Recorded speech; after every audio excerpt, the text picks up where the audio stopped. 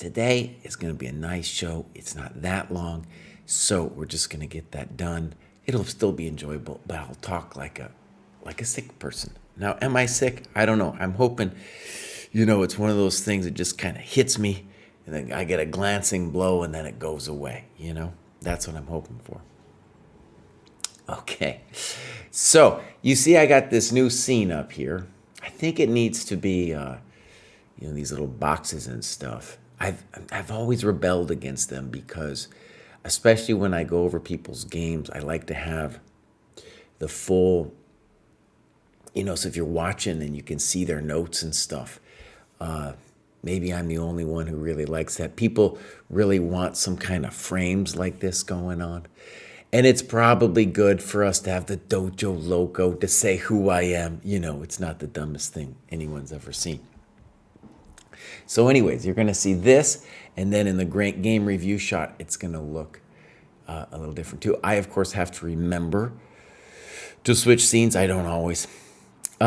So let's get into it. I think today's going to be fun.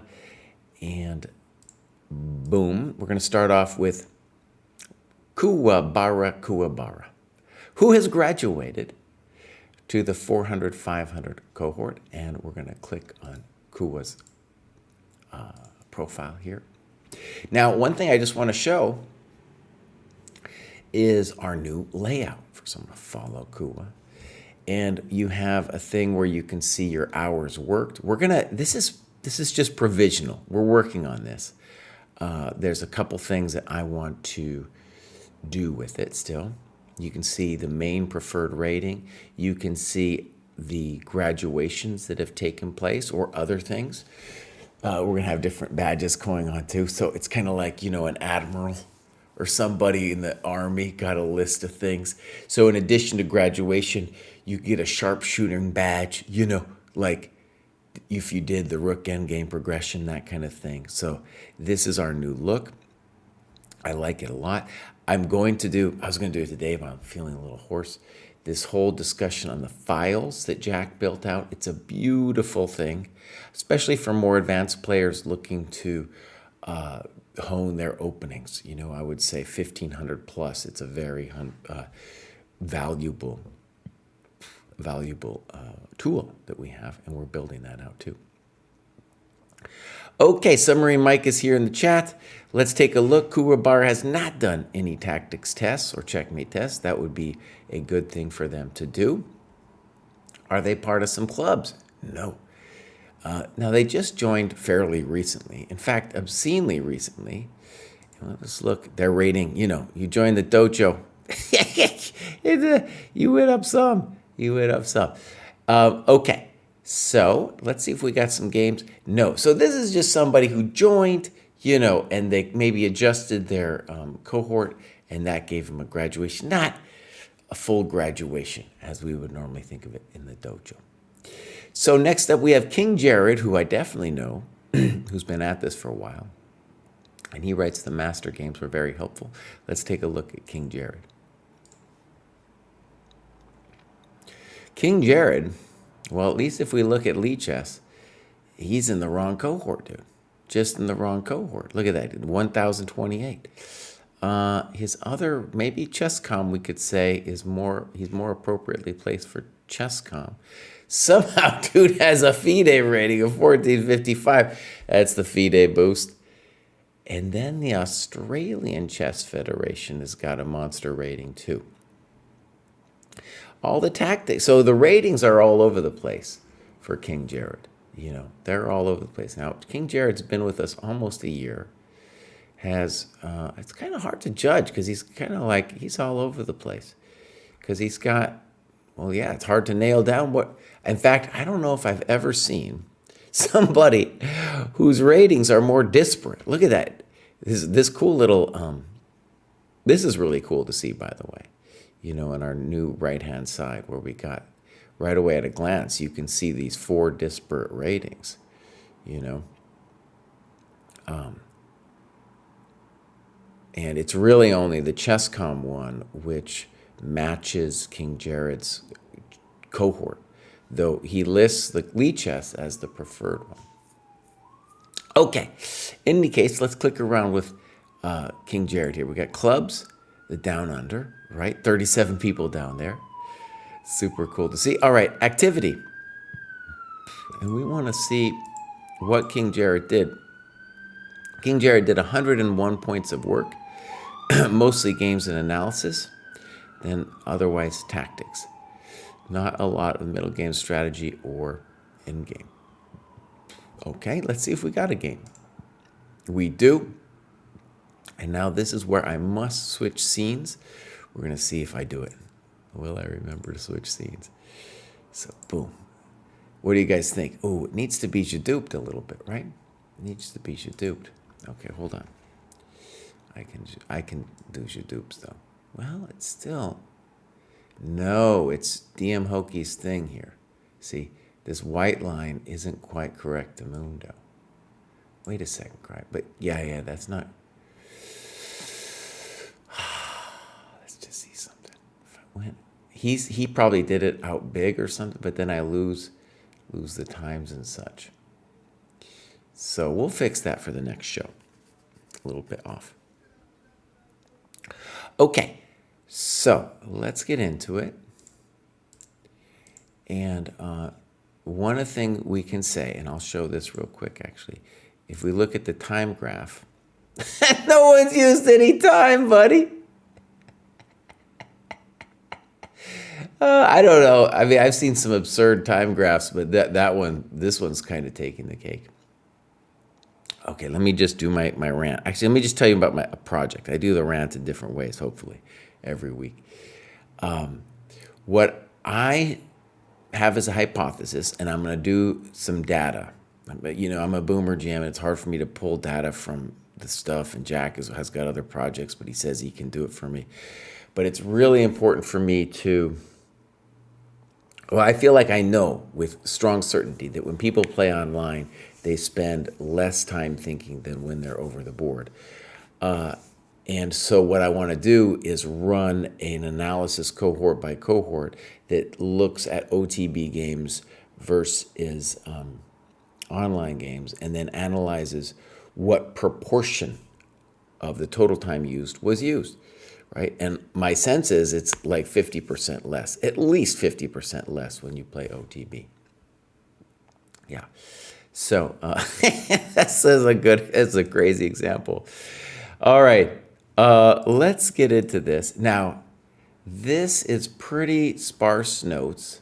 Maybe we'll do this. Let's go back and we'll just see if they all kind of look like this. So King Jared, all right. Let's see here. This one has a slightly better time graph, so I'm going to choose this one. King Jared is black here. Okay, you're doing fine. Weird because now the C-pawn can't be part of the fight, but at least they're developing. Both players playing pretty much breakneck pace here. And right, white's not developing. It's going to be typical at this level. They're not going to develop. And then this just helps you develop. Very good. So here you're up a mammoth amount of time. Good. I love that you're just killing the guy on time. You could have taken with the queen too. Okay. And now you missed the knight takes b4. Okay, that's just it.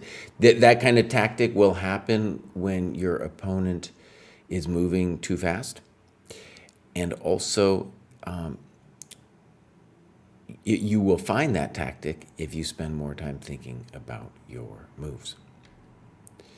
This one's a little weird because you're putting the queen on an open file. Generally not something we want to do. Good move by white.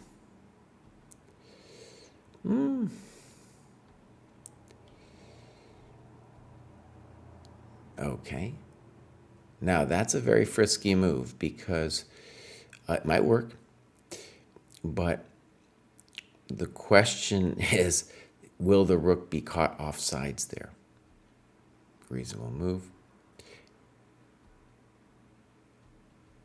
And no one knows what white's doing. No one knows.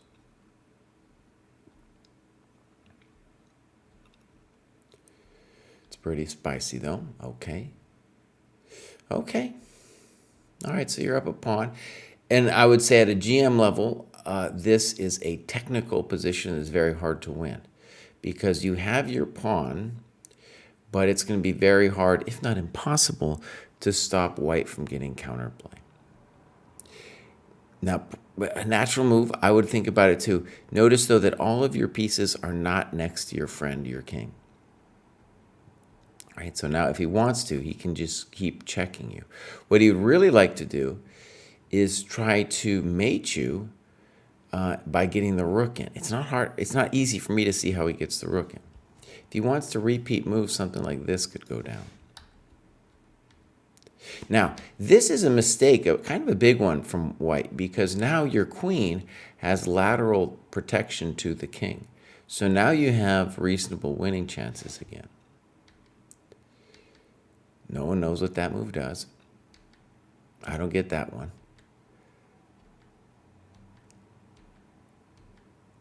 I don't get that one. Good move. Oh, now you're going to b2 him. Still, probably winning. Okay. Good game. Good game. Now, let me stress, King Jared, you're in the wrong cohort. So you got to fix this thing. And also, in general, you're moving too fast.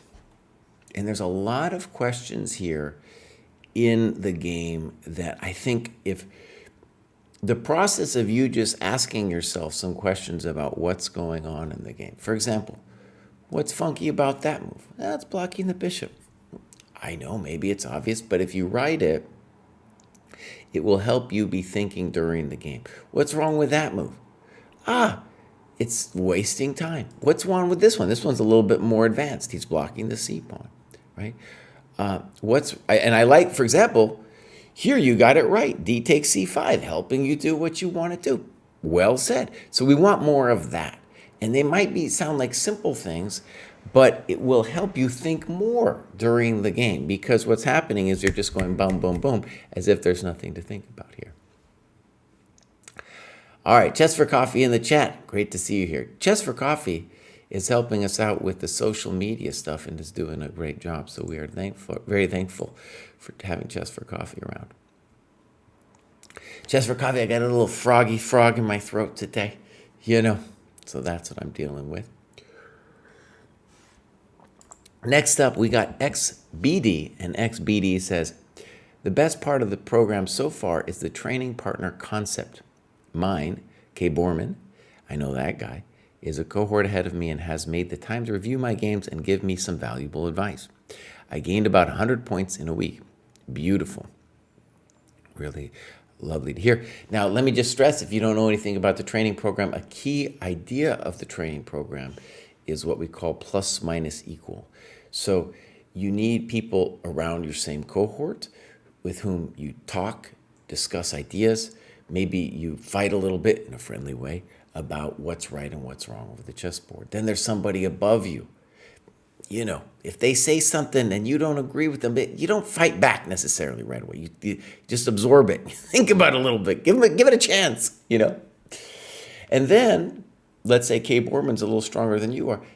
By articulating what they see in the position, by trying to explain it, they are getting much stronger themselves. That's the idea. So it's really cool to see this in practice. We're going to try to build the site out more to really capture that, encourage that kind of behavior too. Okay, here's XBD. Got some badges. And 761, this is looking good. There you see their different ratings. Lichess usually much, what do you call it? Inflated. Now we got our tactics, looks good. Yeah, looks appropriate. And let's continue here. Clubs. Oh, all kinds of chess clubs.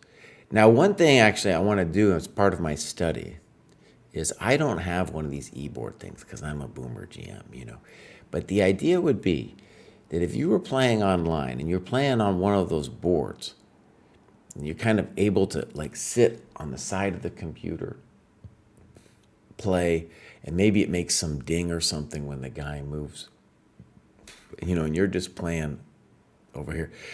I'm pretty sure it's not going to be as good as OTB, but it's definitely got to be better than sitting in front of the computer, right? Where you got all this, like all kinds of social medias trying to talk to you all the time, and it's very hard to concentrate.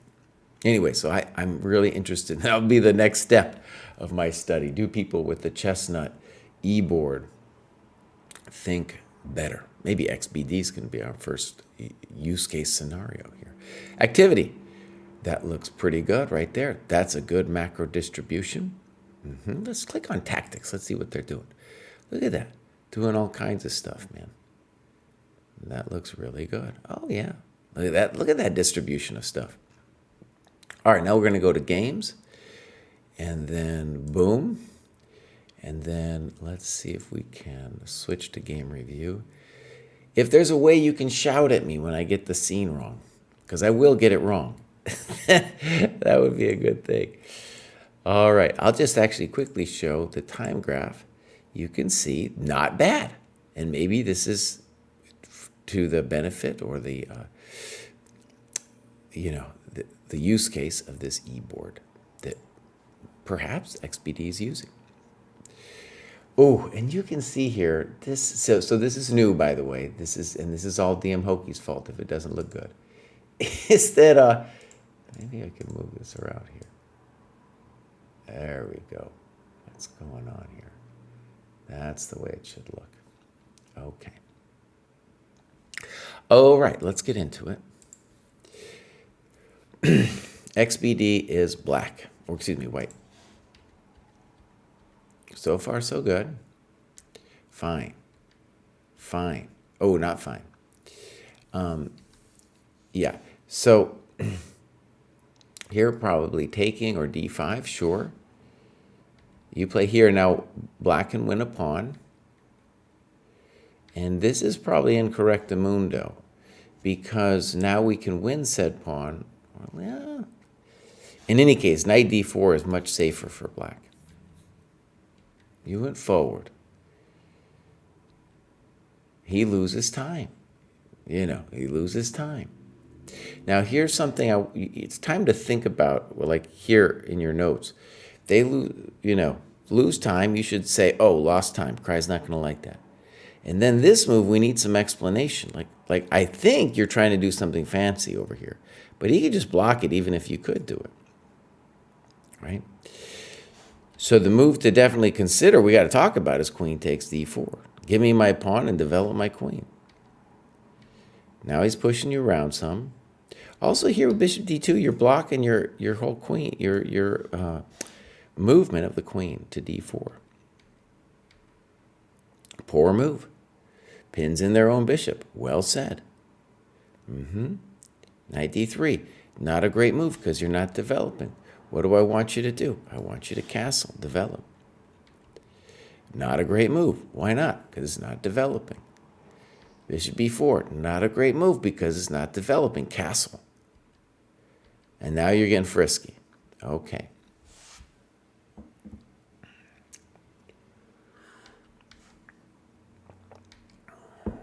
I don't know what your bishop's doing there.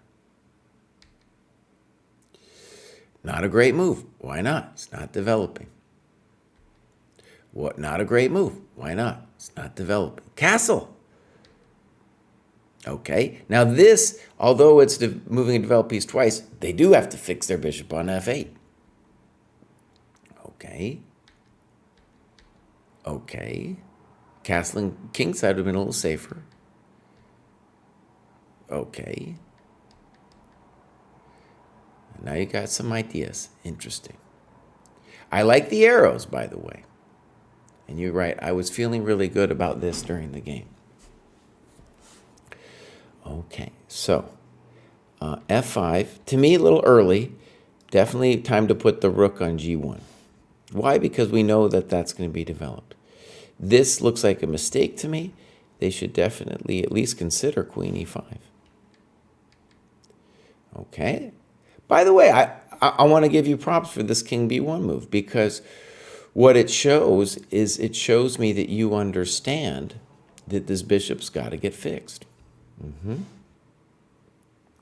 He goes a little crazy. Now, one thing that black should be thinking of is to reorganize these pieces. Like maybe try to get the knight to e5, or try to get this rook open with a5, a4. Good move. All right. He's well-intentioned there. And now we have what we can call the critical, well, now it's starting to get tactical, right? This is real fun and interesting. Bishop h6.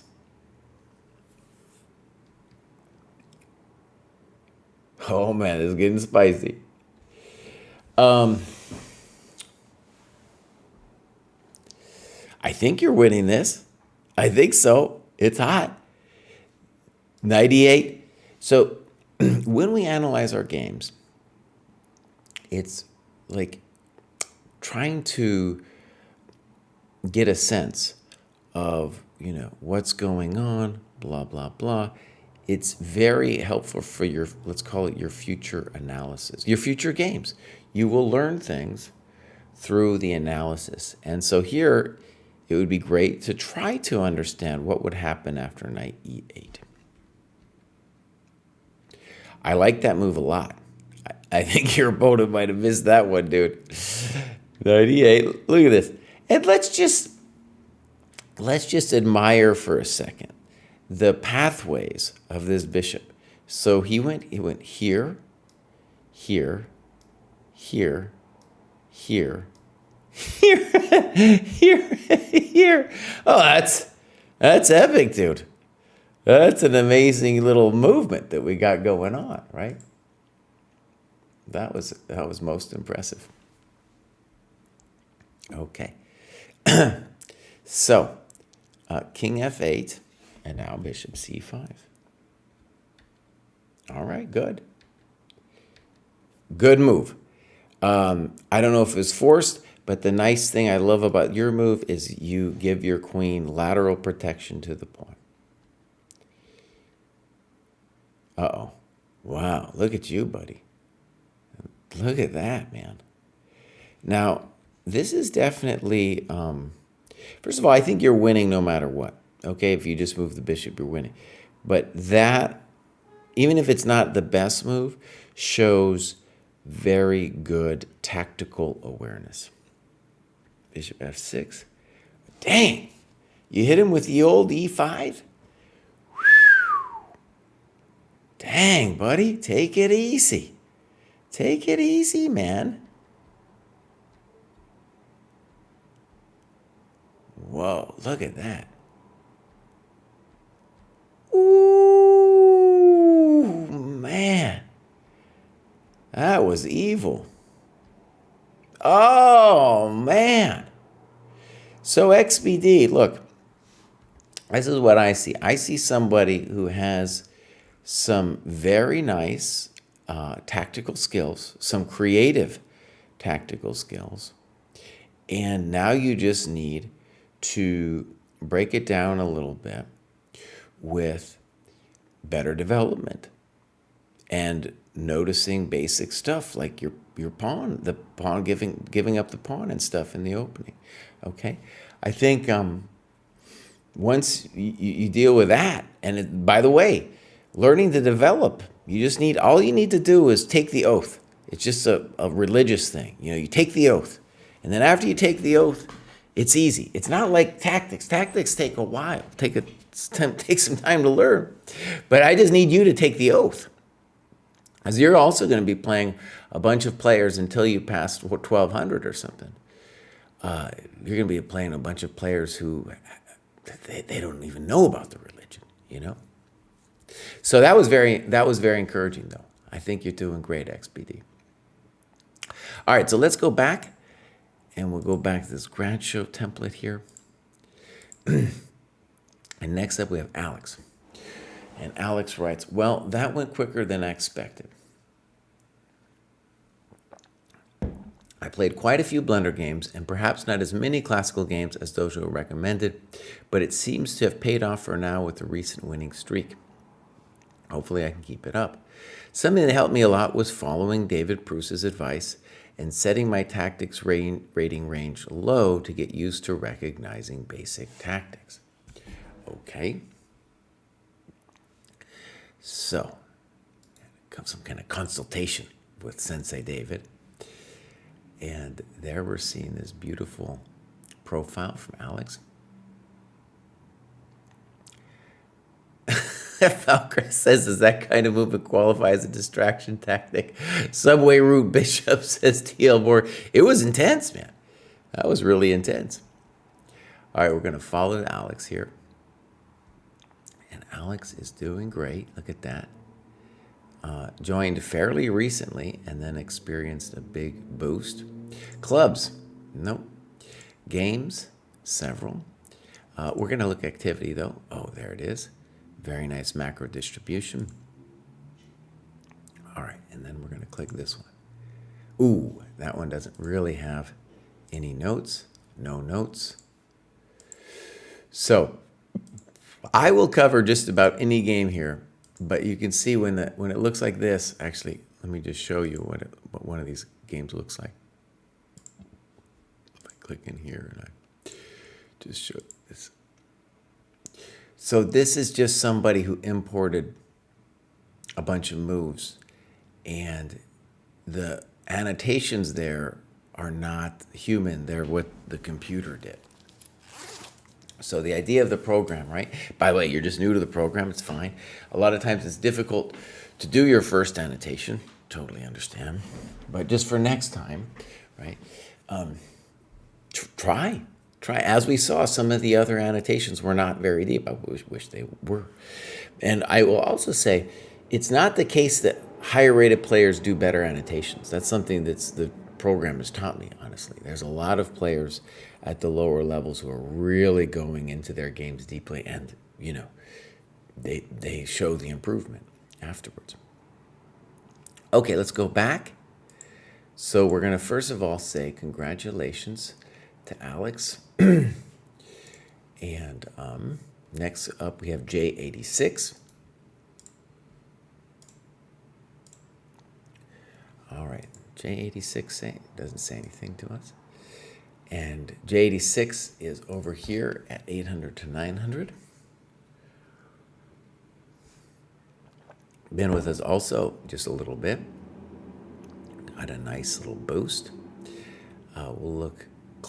Actually, let's first scroll down. Voop. And you can see he's done some tactics tests, checkmate tests. Just done a couple. Probably needs to do better. He just did one tactics test. Did terribly. Sometimes it happens your first one. But it would be good for him to try to get, or her, them to get that rating up. You can see here when they just joined that they have been active just about every day. So that's a pretty cool heat map thing that we have going on here. My heat map is a little weird in that I usually log things like weekly. So the daily thing doesn't usually make sense. You know, like let's say I read, actually I'm reading this woodpecker method book. It's taking me forever, but then I'll just kind of log it all at the end. Maybe I should be logging it all every day, but in any case, that's what I've been doing. Okay, so let's take a look at some games, or like I say, activity. Looking great. Games. And here we got J. Boom. We're going to move this over here to the game review. Like I say, I always forget it. And convert. Now, for a second, I was like, because we were talking about religion, I was hearing convert. I was like, oh yeah, somebody might have converted to the religion, the proper religion. Okay, so let's get into this JTAC game. Okay, fine. A little weird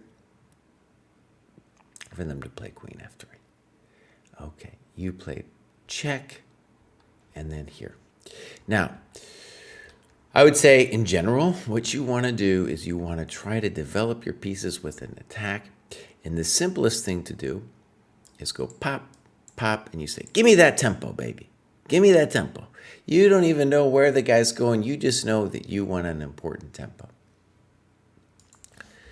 Bishop d2, queen d5. Maybe a good move. Maybe white should have even played c3. And yeah, okay. Yeah, here we go. Boom. Now notice, I want you to see that your queen is definitely exposed over there on d5. Bishop e7, c4. Okay. Now, it's funny, like the c4 looks logical, but I don't know, we can knock with that. We can mess with that queen in a variety of ways. And so I'm not super sure about c4. It's not a developing move. As is that, not a developing move. Now this is frisky because you're going to let him take on f5. So again, the simplest thing for you to do is to play bishop takes e4.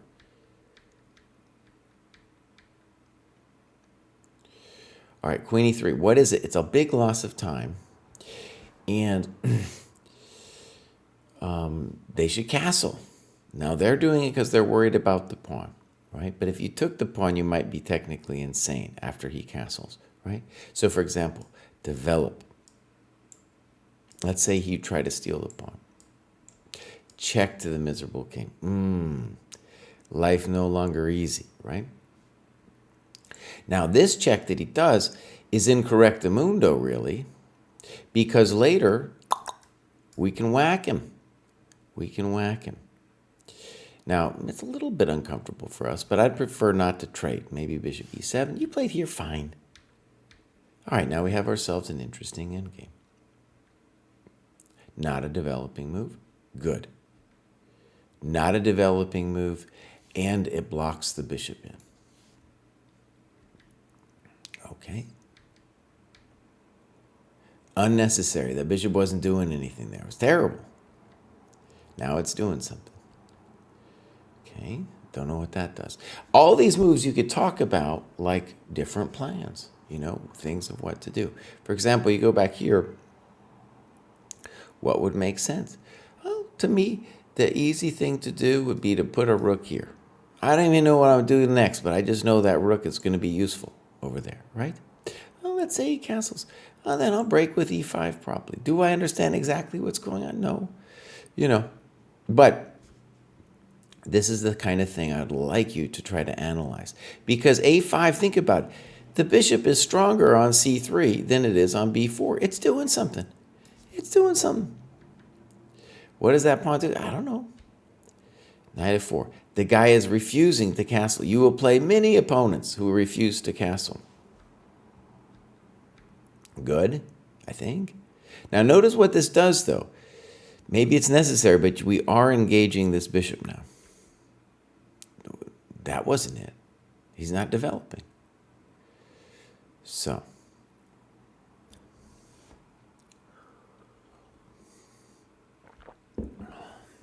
e4. Boom, boom. Good move. And notice what you've done. Now you have this nice little knight d5. Reading can be a struggle for boomers, Fauger says. What do you mean, Fauger? What are you talking about? Have I missed something? Oh, okay. So I like this position for black a lot.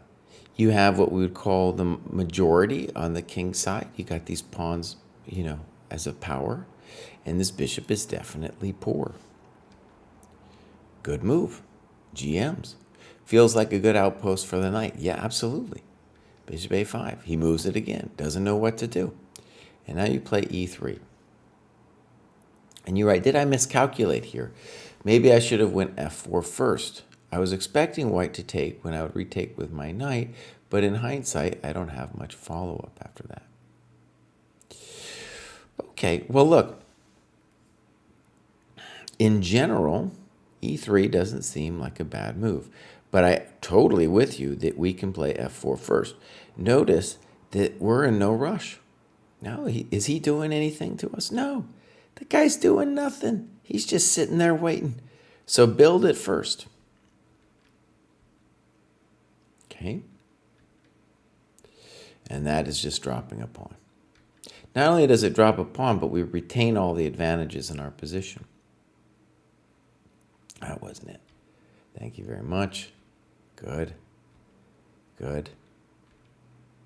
Simple and strong. Simple and strong. Oh, beautiful.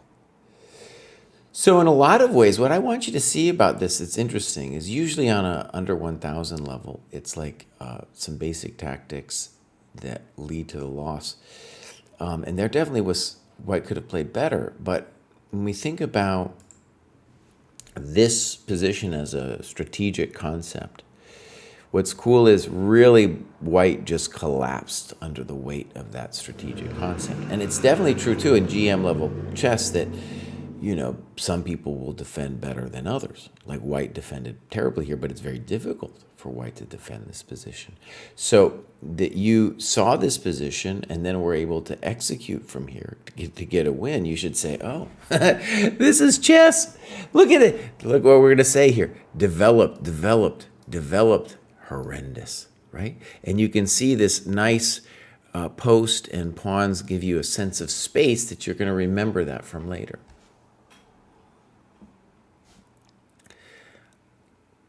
Yeah. Hi, Abdul. So, good. Let's get out of here. We'll go back to the grad show one. And next up, we have Lou Daogi. And Lou says, so far, it's been the discipline that the course helps feed and nourish me. Started playing acoustic guitar again after a few months. Looky there. Dojo is where I stay. Dojo, good. Okay, great. Let's go click on Lou Daogi. And Lou Daogi has gone up quite a bit. Lou Daogi is ready to graduate again. They're already ready. Lou Daogi needs to do some tactics tests. Clubs, nothing. Tell us where you're from, Lou. You know, or a club to say what area you're from. Activity, nothing. Lou Daogi has been with us almost a year now, too. He's done some stuff, but, yeah, Lou, what's going on, bud? What's going on? You had some games over here? No games. Lou, buddy, what about the discipline you were just telling me about, bud? You were talking to me about discipline this, discipline that. Lou Daogi, come on now. Okay, Lou, you know where to find me. You know, and check it out. You're ready to graduate again, but before you do, put up a little bit of games and stuff. All right. So next up we have Kaboka. I think that might be a reference to the Kaboka squash, maybe. I don't know.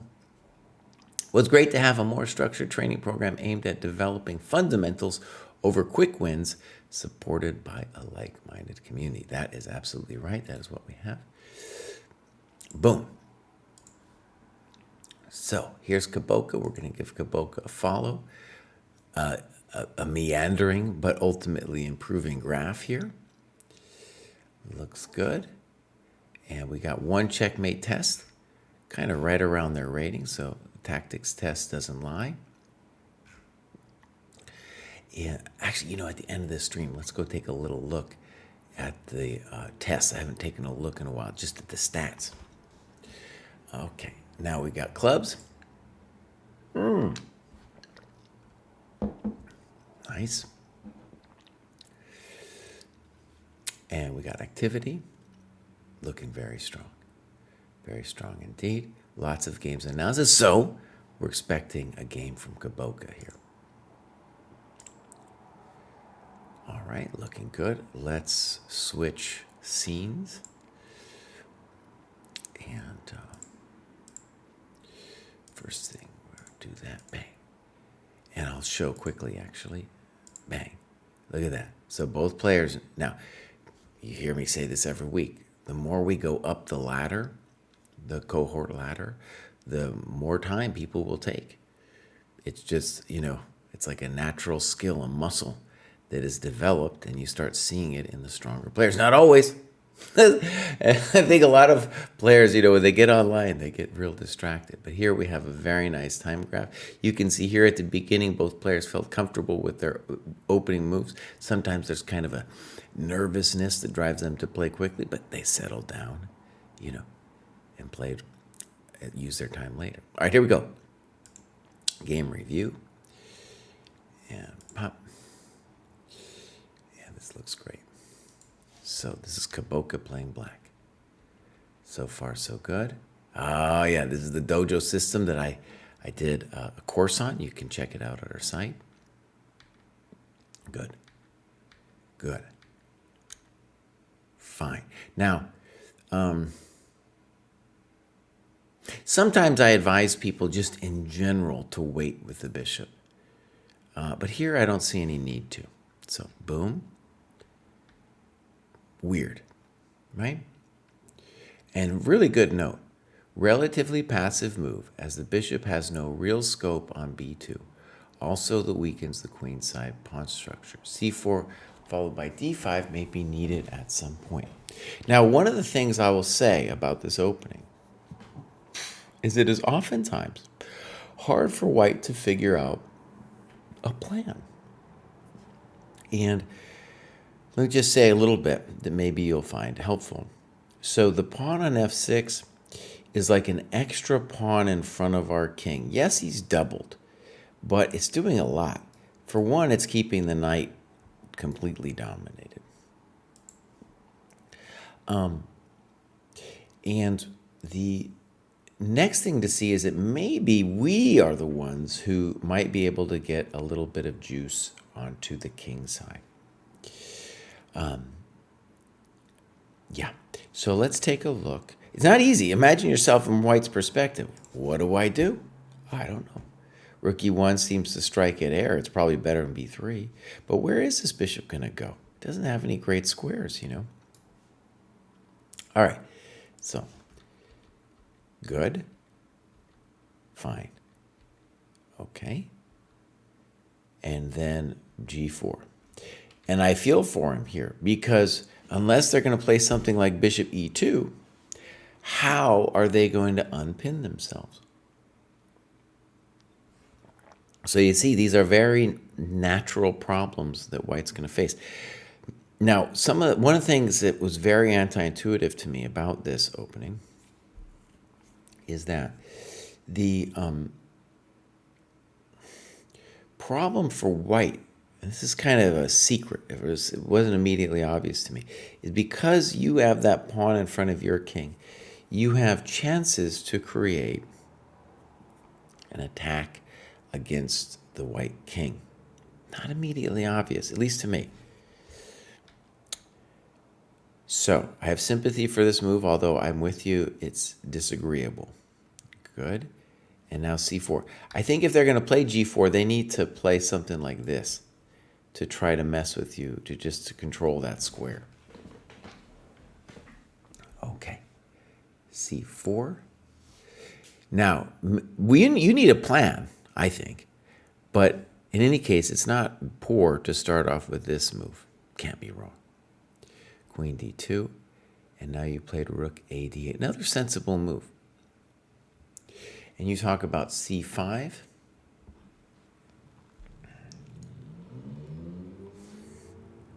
That's in a really interesting position.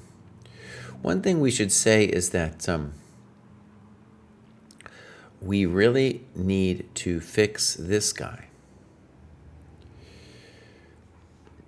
So rook a d8, I don't know. By the way, it looks kind of natural. So I'm not going to yell at it too much in this developing move.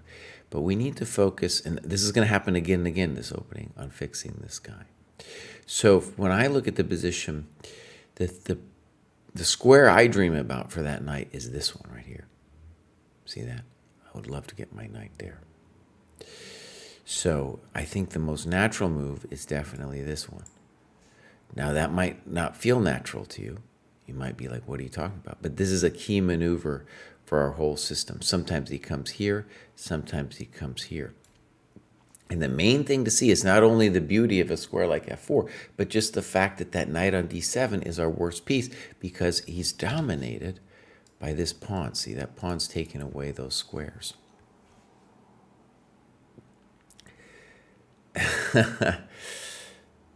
So,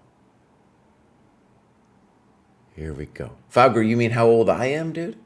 I'm in the 50-plus group, by the way. I'm in there, bud. Patrick Rogan asks, do all people who subscribe to Chess Dojo get their games reviewed? Often, but in general, what I do on this show is I review games from people who graduated. That is, people who went from one cohort to the next. And Joe asks, where can we see other videos of graduates? Basically in the YouTube history of our live stream or in our Twitch history. So very easily accessible. You can check it all out. So here we go. Rook a d8. Again, even though I gave you this fancy knight f8 move, rook a d8. You're developing. I'm happy. Okay. c5. And right, so what's going on is you just didn't know about the knight f8 idea. h4, now that's frisky. It's a little too much, buddy. Okay. So, snip, snip, snip, snip. Knight e5. I think this is okay. Now, what happened here, right, is you fixed your knight. So you should be happy about that. Queen e4. And you talked about bishop e5. Bishop e5, for sure, has got to be, like, let's call it the main move. After which we should believe in your position because you have the better king. Now, this bad boy, well, he's playing with fire. Queen e4. Maybe you can play chess that way. What did you do? You took. Now maybe that's your best move. He's really, I feel like he's asking for it. I feel like he's asking for it with his queen e4 move, man. No, he's just, oh, that's tricky. Because he's almost losing a piece, but I don't see it yet. All right, let's give a chance to what you did, and then we'll come back. Boom. Boom. Boom. Now let's just talk about the bummer. We can't win the piece because we get mated. That's our bummer. So he's really asking for it with this queen e4 move, right? Oh, but could we nail him then? See, once we see that back rank, then we ask ourselves, can we nail you with h5? Again, I'm not certain, but this would be the thing to analyze. Okay, so the point would be that if he takes, this is a threat anyway, because we're always threatening this bad boy over here, right? So he takes, takes, takes, takes, takes. Now it looks like we're going to win this. But we got to worry about that. Now, I still don't know. It looks terrible, but I don't know. And that looks horrendous. But I don't know. And then we say, oh, you do know, Kraai. You do know, buddy. You do know. So these are the things we want to look at when the white position is sus, right? Because this white position is definitely sus here. Sussy baka, as the kids say. Now, if this doesn't work, I feel another potential move to consider would be queen d7, holding the rook and threatening the pawn. All right, so you took. This we're going to call this a slightly passive move. And now we got to say, white's not doing poorly. They're not doing poorly. Rook e2, I don't like it. To me, a really nice building move for white would be king g2. It also gets out of any of this bishop h2 stuff. Queen b, I don't understand that move.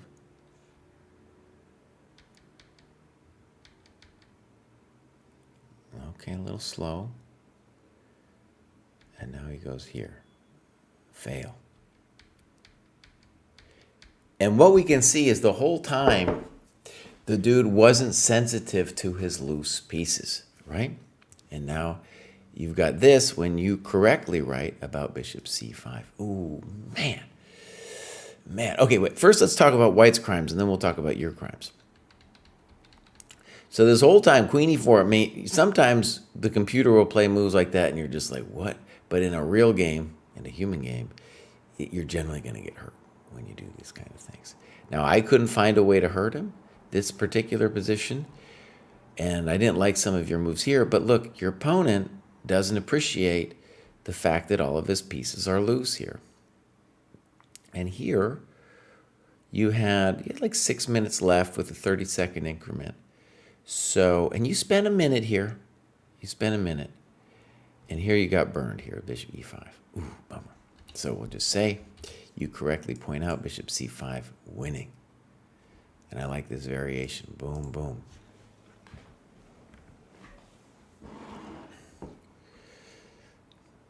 All right. So, okay, let's keep going. Game's not over. Boom. Queen e3.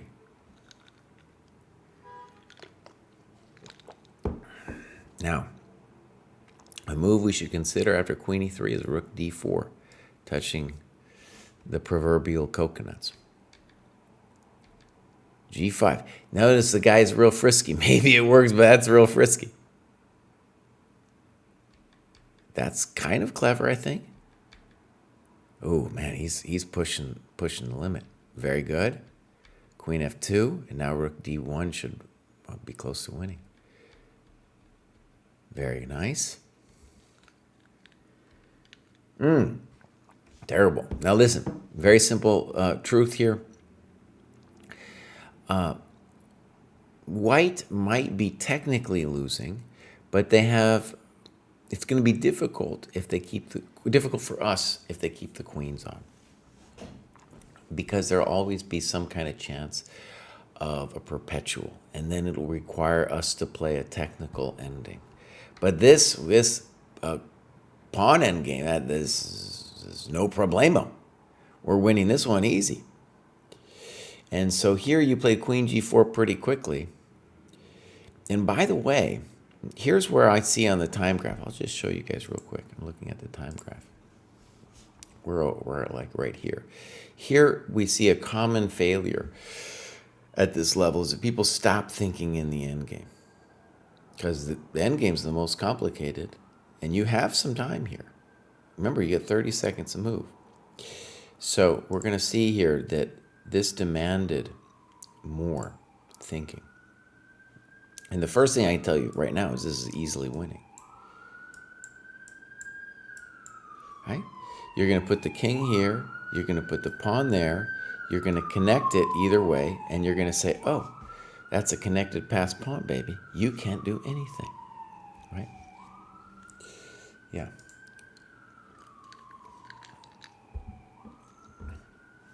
Does the dojo know he's still streaming to the Chess Nerds channel? I didn't know that, dude. I didn't know that. The boomer, the boomer GM, dude, he just sets up the stream, and they were doing a co-stream before. So, we got to solve that problem. We got to solve that problem. I have a grad show tomorrow, and I think I know how to fix that. I think I know how to fix it for tomorrow. So Chess Nerd Stream, if I'm what do you call it? Spamming you today, I apologize. I spammed you once before, by the way. I do know that. So anyways, queen takes is correct. All right, there we go. b4, he's getting his passed pawn. I said, this isn't going to work. So white didn't understand the principle of the pawn endgame. That, that extra pawn's a big thing. That's well played. Thank you very much. Okay. Well done, my friends.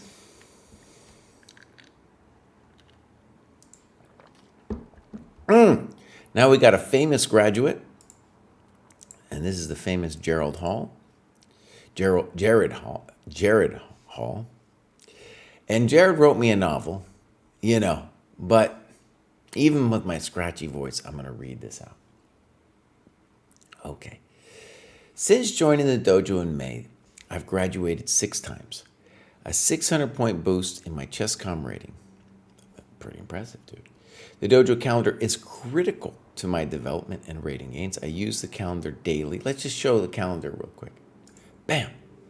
This is the calendar. You can see there's Jared. He's booking all kinds of stuff. Fantastic. What does this mean? He's like, okay, you click on Jared, and it says, I'm available to play a classic game. Over here, for example. I'm available to do these things. This guy's got it figured out. This is the way it's supposed to be done. And you can see he doesn't want to be, doing a cohort below this one, below 500, nor does he want a cohort above 1300. Great. Great. That's really well done. All right, so we're going to go back. And that's a beautiful thing about the dojo. I use the calendar daily so that my schedule is full. I can ensure regular focused sparring, playing, and learning with other people in the dojo. By the way, actually, I'm going to read one more sentence. I'm excited about Friday night fights and the Swiss tournaments. In his live stream, David Pruess comments on games in real times, and my game with Matt Chess is included in the group of games David followed.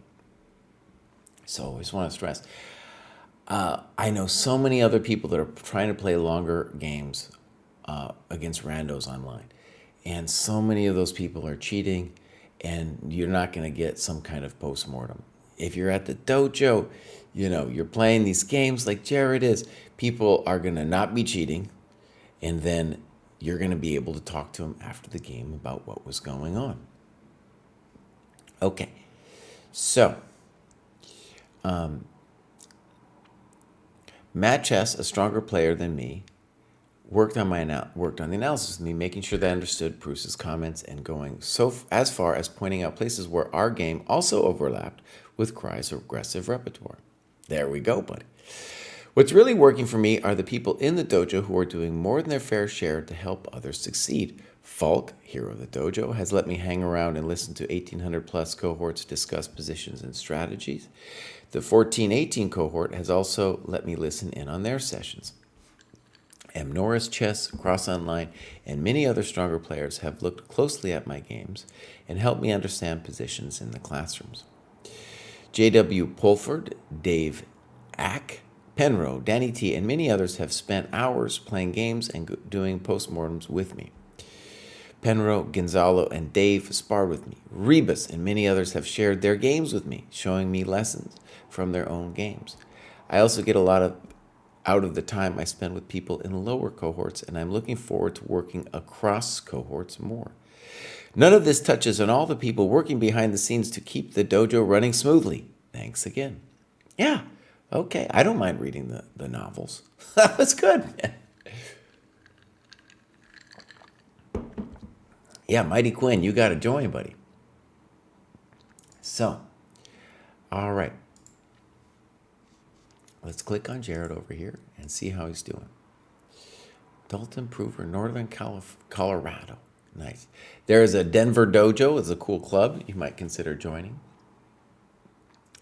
So, look at that graph, dude. Look at that graph. Jared has truly flown up. What, 600? The devil's number, 666 he's got going on, man.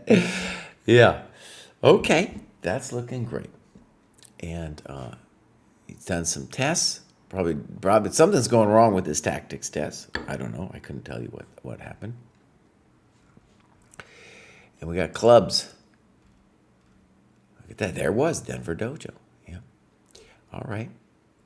Beautiful. So we got some activity going on, and we are going to back step 1 to see how Jared did it. Mostly games and analysis. Looking good. Also looking good. Just a touch of mate and twos. just a touch. Now this, actually 1,000 plus is really the time to really start maybe cranking those mate and twos. Okay, let's go games.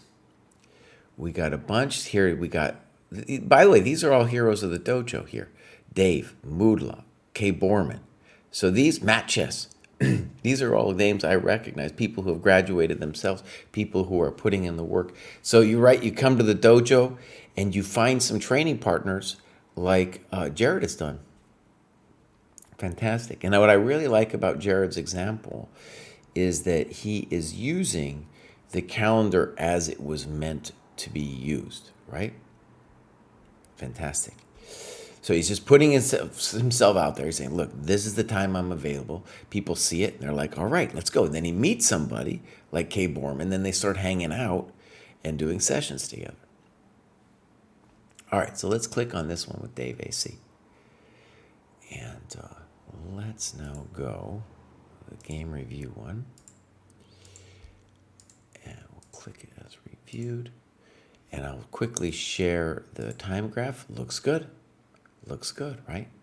This is what happens. Now, one cool thing about the culture of the dojo is, if you're playing a rando online and they're moving super fast, you're going to kind of feel inclined to play fast too. You're going to feel like, oh, am I a jerk for moving so slow? Play someone in the dojo. Not only are they going to more often than not be going slower themselves, but then after the game, if you move fast, it'll be like boss. So even during the game, you're like, oh, this is a dojo game. I'm taking this seriously. This is a real deal. All right. So look at this. This is key takeaways. Really well written. And let's get into this. Okay. Okay. Fine. You're doing fine. Definitely a little weird to play bishop d3.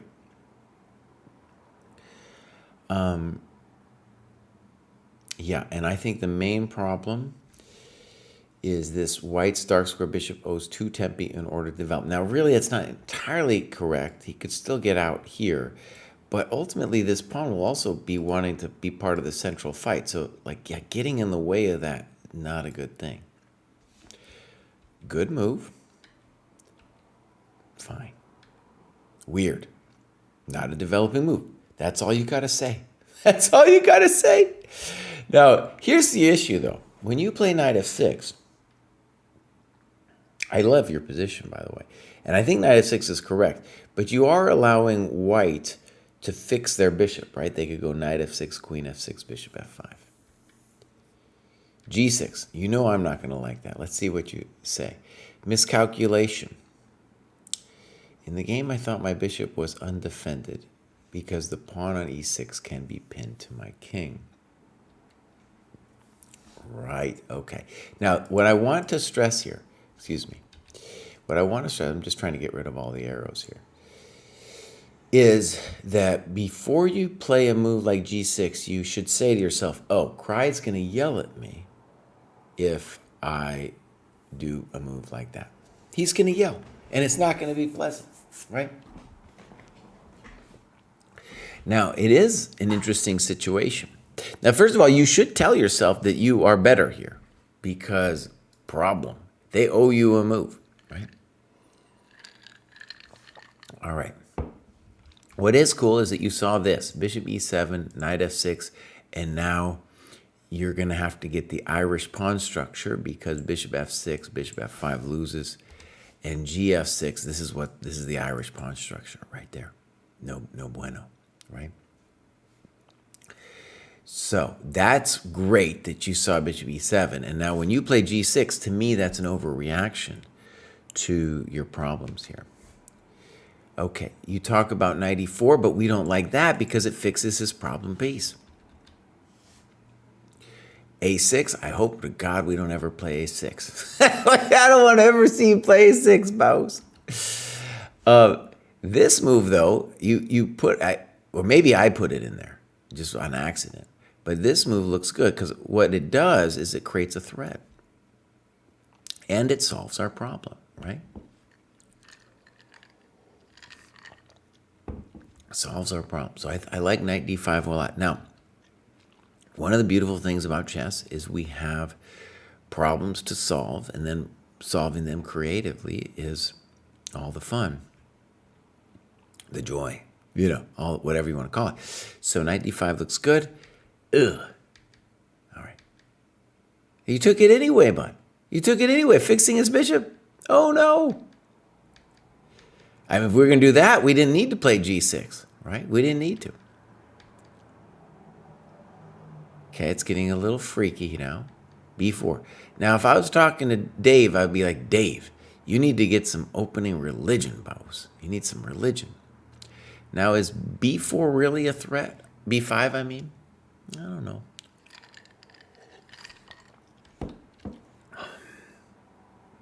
If I was white, it's definitely this move. Develop, you're gonna be looking at him.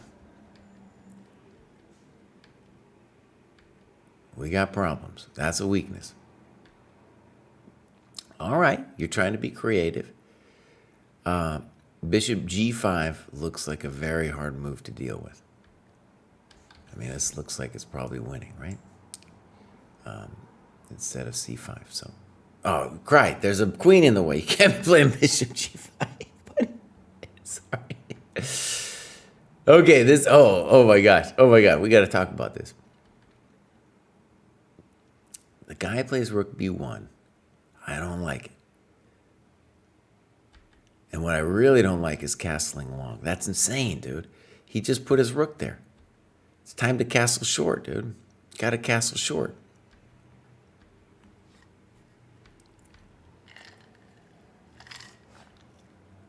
Okay. I like your notes, rook d5. Now, the thing is, white just needs to see he can go win a pawn here with rook fe1. Maybe you're going to play king d7. I don't know. Maybe you got to, but that would be pure cojones, as they say in the business. The cojones to play king d7. In fact, you even have this. You have this as a variation. Oh my gosh. Whoa.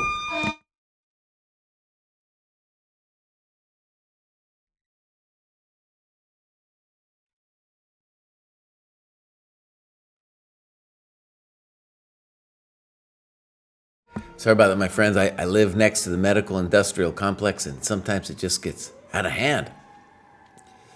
Rook d5, very nice. Very nice. Okay, f4. Oh. Queen d3 is a little weird. Queen e2 made more sense to me.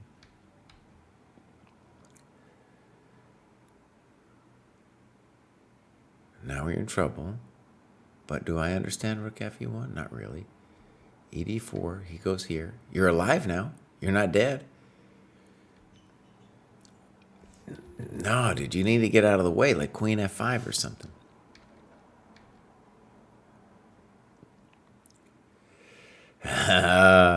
Can we just say something here? Look, the guy, gave you a lot of play here, and at this point, should not be prioritizing winning the pawn back. They should be thinking about mating you, right? So something like queen c4, pop, something like that is more on the agenda to play for rook e6 and also for a4 b5. Another move that makes sense to me, might be even stronger, is just b5, bang. And, Black's getting looked at. He's getting looked at over there. Okay, so rook d1. This is going to help you when he does this. Oh, this is an interesting position. Okay, here we go. Check. Bang.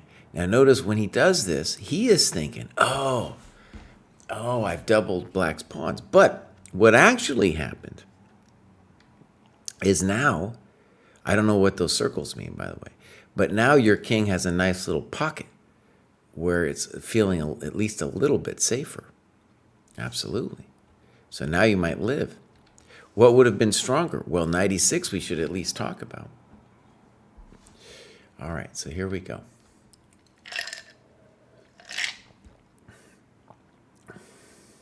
G5, fearless. Rook, rook, rook. Okay, what are we losing? Are we losing the pawn? Just put your king there, buddy. That's where your king wants to go anyway. You know, fix that thing. Now we're down a pawn. Check to the bishop. And now he misses queen b6. Good notes. Good notes. So he freaks out here with bishop takes c7 and only uses a minute 29. Now, let's see here. White is definitely guilty. Let's just say, put ourselves in White's shoes here for a second, right? White has gotten to this nice position. Queen takes c6 was correct. However, if you do play queen c6, you got to watch yourself because you have a back rank issue. So you had to calculate. You should see that in advance, first of all. But let's say you didn't see it in advance.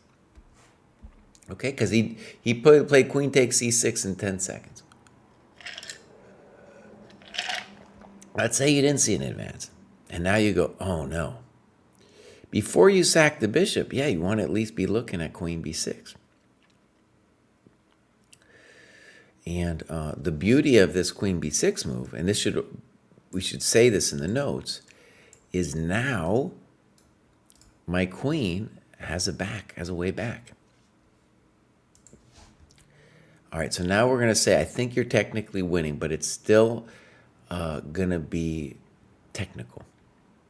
I think you're using the word technical too much. This doesn't look right to me, check, because the queen is more active on c6, and you're threatening the a6 pawn. So probably a move like, actually, I don't know. It's a little bit difficult. What am I telling you? It's not difficult. You take the pawn, buddy. You take the pawn. In fact, there we have an interesting position. And that's one to analyze. Because now, I don't think this endgame is necessarily winning for you. Not at all. It's interesting, though. It's interesting.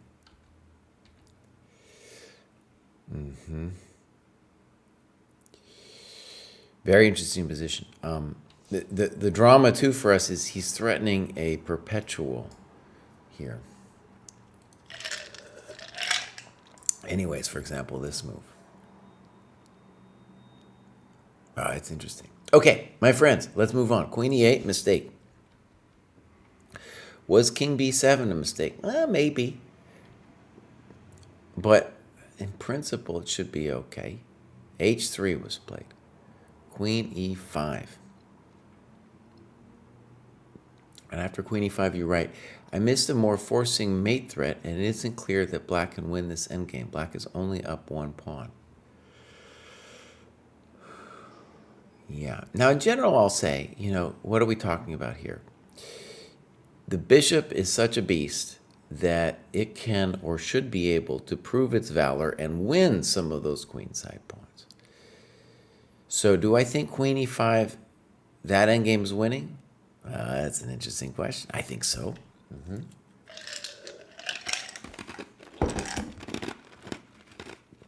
Okay, you talk about this one, though. Queen b1.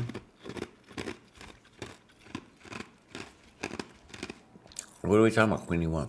I'm playing queen e1. What are we analyzing here? What are we analyzing? No, you gotta play king h2. Check the miserable king. That isn't it. Gotta play d3. I'm assuming these are just variations you guys were working with here. And now you say queen f1, poor because of that. Now, excuse me. Now you're saying king a7 was poor because you didn't have this queen f1 move because of queen e4. But let's take a momentito here. Aren't you winning if we just play queen c2? c6. Oh, yeah. It's spicy. See what he's saying? King a7, and now he's got checked the miserable king. But wait. You just take this thing, buddy. Yeah, totally winning. You win that pawn, you're winning. So, let's think about this. You went king b7. Fine. That's fine. Here, queen e5. I think you're still winning. Queen h5. The man has no fear. Boom. Boom. Boom. Beautiful. And you did a long analysis. Looks like. But white still had hope. Queen takes e5. Bishop e5. g3. I don't know about g3. Okay, so, by the way, definitely there's hope.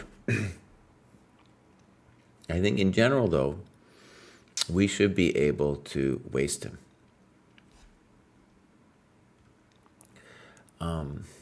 I think, by the way, a4 is the only move that's possibly, you could try to fight. But I think bishop d4 is going to be winning. Sample, yes, because we're playing a5 next. See, honestly, I just think this is winning anyway. Yeah, but good. It's good analysis, and you're absolutely right. I don't know. Let's look at your king f1. Bishop. Oh, you can't be just giving it. You can't just be giving it, boss. This is a passed pawn. Excuse me, this one. Good analysis. Now, something that I think would help, okay, especially when it comes to these long endgame variations, is you're doing a thing called long variation, wrong variation, right? Like you're going through all these things in depth, but none of that was forced, right? You can call them sample variations if you like, but wasn't forced. I definitely agree, though, that he should have at least tried this move. And we can see then, we contrast it, that if dude had played queen a6, well, then it's a lot more spicy for black to try to win this bad boy.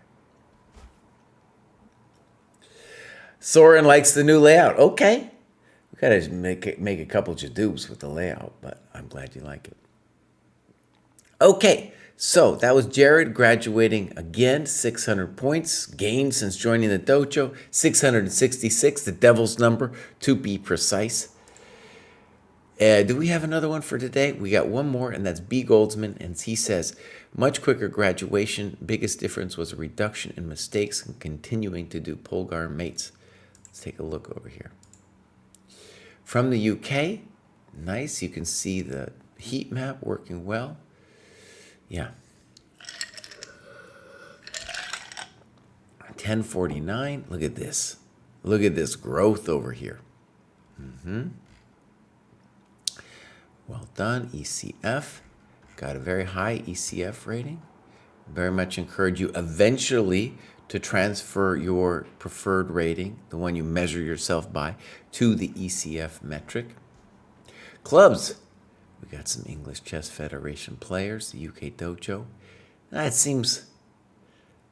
interesting. I was going to say, isn't that the same thing? And then the people from Scotland would be like, no, bows. That's a different thing. I learned that the Scottish have a different rating system. That's how independent-minded they are. So yeah, UK Dojo is technically different from English Chess Federation. All right. So, activity. Looking good. And let's see here. We got this 1,900 to 1,000. Mostly tactics. Let's give a little click. Nice. Okay, this is looking good. Actually, I want to go back to all cohorts. And that's a lot of work. What do they do in non-dojo? Okay, makes sense. This, for me too, I played in a rapid event this weekend, and I logged that. Technically, I could be logging this kind of stuff that I'm doing now, but I was like, nah, that's not really studying, Yeah, chess media, whenever I hear that, I think of YouTube. It's fine. All right, here we go. Games. Actually, if I look at somebody's files, is that going to... That's an interesting question. I think if somebody had made their files public... Files are new, by the way. If someone makes it public, then then you could see it. But I'm going to ask Jack that question. Let me just write it down. I'm about to do a video explainer. I was going to do it today, but I'm feeling a little sick about how the files work. Might seem like a drab thing, the files, but it actually there's a lot of power behind the files that we have this system. Oh, Kraai, we got to fix the scene, buddy. Sorry about that. Thank you very much. See, the Boomer GM needs your help. Boomer GM needs your help. That's right, Viral Stigma. Give me a break, buddy. Come on now. So, all right. Let's get in here. This is Ben Hughes against William Bauer. This looks like an OTB game. And now we will switch the scene back. But first, let me just check something here. Boom. Game review. This is a OTB game. You can put the clock times in, and it sounds tedious, but I very much encourage you, especially if it's a longer game, to write down the time. Some people do it every 5 moves, I like doing it every move, and it will help you just be aware of the clock situation, the nature of the clock while you're doing it, and of course, after the game, it will give you the ability to think about the game from the perspective of the clock. So far, so good. Fine. Fine. Okay, good. Up to this point, this was all theory. Okay. Now, my little rant is a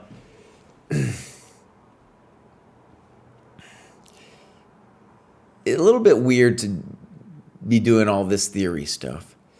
And more important to understand what's going on. So in White's mind, White has gained a bishop, but really has gone down in time.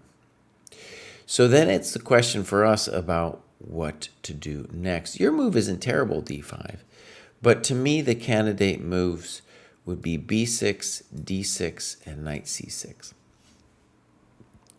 And the thing that we have to realize with all those moves is that we need to try to bust the position open before White finishes their development. And I distrust White's play in particular because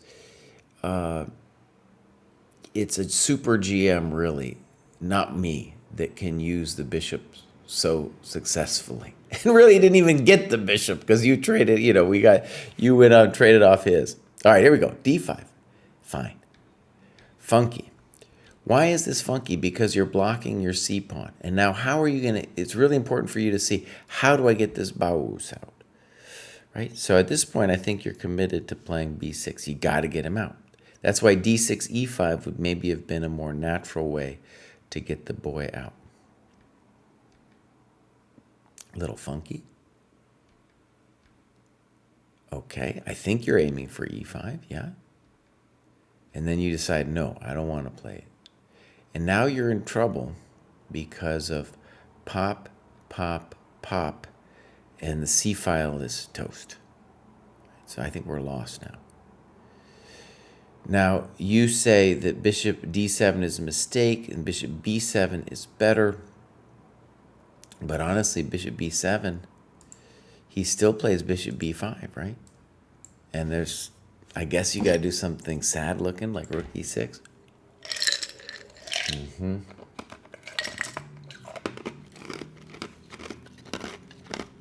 Mm-hmm. In general, it's a bad business because your knight no puedo mover, So this is a bad situation. Here, and now they play knight e5. And honestly, like your position, I don't know yet if this was the best way for White. Because like I said, even if it's Black's move here, what are you going to do? You're totally pinned down. You can't move the knight. Queen d8. Good. And so the question is, how bad is this situation? Okay, that's our question. How bad is this situation? I like your evaluation of clearly better for white. That makes sense to me. Okay, so let's take a look. Rook fc1. And now you played a5. Frisky. One thing that I really want to stress, actually Viral Sigma writes, he says, Nimzowinian at under 1,000 rating bracket is impressive. No, it's not. It's not. You should not be playing fancy openings at this level. Neither player should. Okay. And part of it is you get a situation like this and you just want to play principled moves. So what's the principled move? King f8. Now, are we lost here? It's just, we're hanging on by a hair, my friends, by a hair. We might be technically lost, but I want to stress we do have practical chances here. King a5. Dude goes king f1. h5. No bueno. We got to get your king this way. Okay. Rook b7. I was thinking rook d7. This is a natural problem, though, with the rook of yours being, of you playing a5, is you got this b6 weakness. I don't get it either. Good move. f6. Ay, ay, ay, ay, ay, ay, ay, ay. I do think we're in big trouble. Gotta play rook f6, or at least that's the natural move. Yeah, and notice, rook d7, rook c8. We might live through this thing. We might live. He takes, we get counterplay. Okay, this is horrendous. And you're right, don't understand why I played this move, should be playing d4 to counterattack. Well, in general, the very important thing is these rooks are beasts. And what I want you to see here is when you can't let him, we would rather not let him in. Sometimes we got to, here we don't. But it's not just that he's winning a pawn here. It's that he's extending the scope of these bad boys, right? So once you play f6, he's going to have what we call the absolute 7th rank. So it's a Nimzowitsch concept that's always served me well. So let me just describe what's going on here. If we play rook f6, these rooks only have the movement of these squares. Still beautiful rooks, probably winning, but it's going to take a little bit of work. With f6, now they're going to get the full scope of that bad boy, and then they're going to be able to set up mating situations, as well as just absolute domination of your king, right? Absolute domination. Okay, so we got rook g7. The idea of the absolute 7th rank, by the way, is a useful concept that can be applied to other chess ideas. For example, the scope of a piece. You think about a bishop's diagonal in the same way that, you would want that diagonal as open as possible. It's similar that we want the rooks to have the full scope.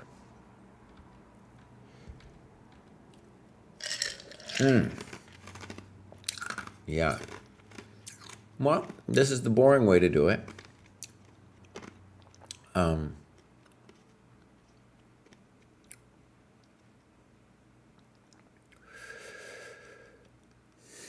Yeah, it's given that it's got to be winning, it's kind of hard to fight it. Now, rook h5, he's probably concerned about a little bit of counterplay here. Of course, you're just easily winning, but it is, you're going to touch his coconuts a little bit. Okay. This gives him the chance now to undo his mistake. And see, he goes bang, and he goes bang. And now he can play rook h5 in a maybe arguably slightly better scenario. Nobody's winning this thing easily, huh? Good.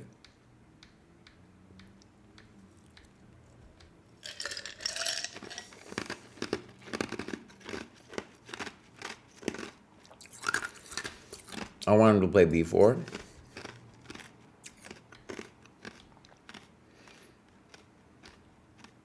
Good. Oh, he's playing a good game.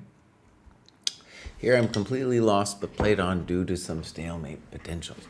Okay, that was a great game. Good analysis. And the thing that I want to say about theory here, okay, is it's far more important to understand what the dynamics of a position are rather than the theory. And so, for example, it would have been better if we got to this point and you said, okay, this is what I think is going on, right?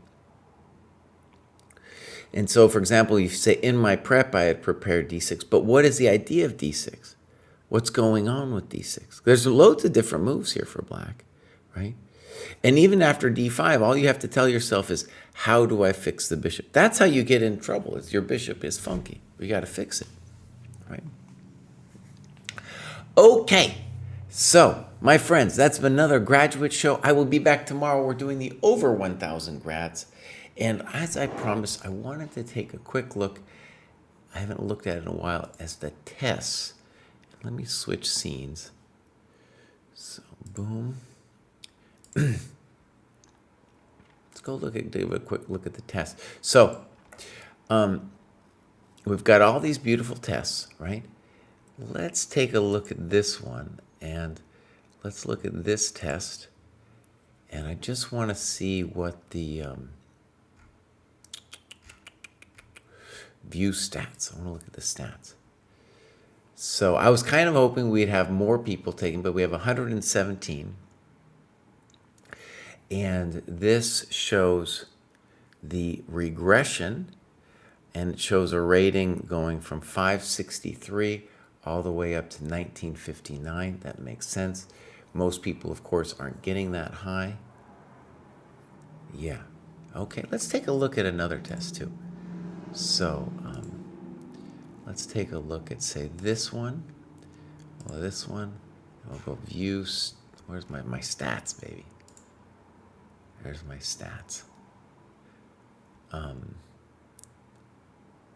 Yeah, and so this one goes from 620 to 2721. Great, great. So you can see here we have 236 users. Basically, the idea of the test is the more we get, the more data we get, the more accurate it will be. And what I really like about this one is, even though it's not geared towards a 2700, that if you get it all right, you know, you're up there, buddy. You're up there. Yeah. And most people aren't going to get a 0. You know, they're not going to get a 0. And I think really if you got less than 10, maybe you weren't trying that hard. You know, but anyways, I just want to take a look at our graph. That looks pretty clean, man. Let's look at one more. Let's look at one more here. Let's go test number 2. We'll go view stats. What? Wait, no, I clicked the wrong one. Sorry. We'll go here. Go test number 2. View stats.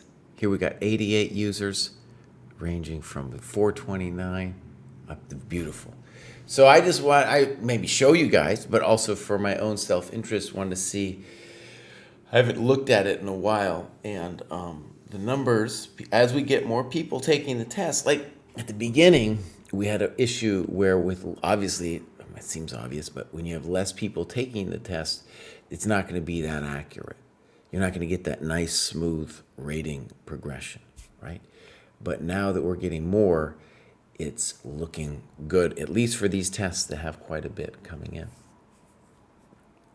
Viral, put in anything that goes to do with the test, put it in the channel on the Discord, and we will eventually get to, we got a lot of moving parts of the dojo, but we will eventually get to your questions. Yeah. Okay, so will tomorrow's grad stream be delayed again? Falgrad, thank you for asking. Sorry about today. I don't believe so. We delayed it because Kostya wanted to do the stream with the chess nerd, so he hasn't told me anything yet. So I'm assuming that tomorrow it will be the same time. All right, my friends, let's give a raid here. You know what? I don't even know if I can raid anybody because I'm logged out or something, but